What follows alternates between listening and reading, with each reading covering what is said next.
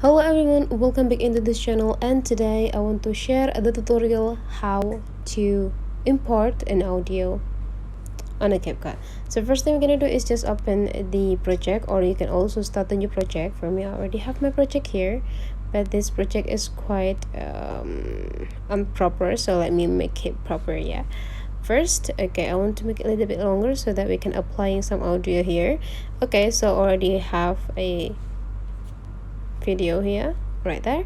And after that, how to import an audio, you just need to click the audio features here, and after that you can just do several options. You can do with the sound or extract it. So extracted means that you will extracted some audio from the videos on your device.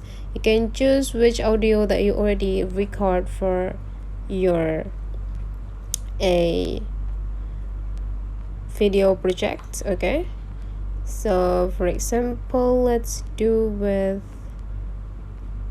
this.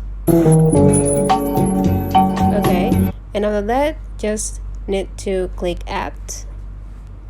Okay, now you already imported an audio from previous video into your project.